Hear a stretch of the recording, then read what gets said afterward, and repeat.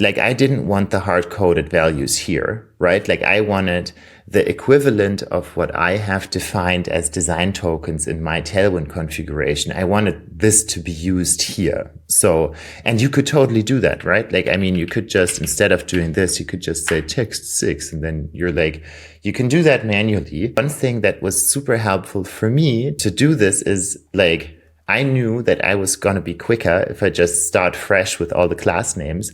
So I just started Cloud Code in here and asked it to do something super simple. And I literally just asked it like, hey, please remove all class names and inline styling from the component. Reduce the markup to the minimum needed to retain the structure, and destructure all variables needed in the template.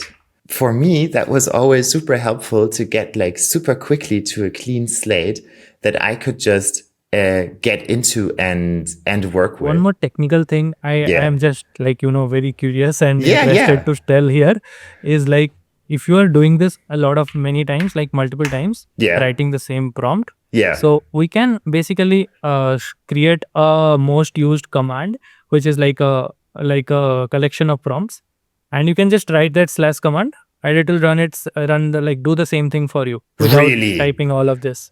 Yeah. And we can store it in the repo itself, so it can be like used by all of our team members. Awesome. Because I did that all over again. Like, so what it did now, I mean, like, let's look at this.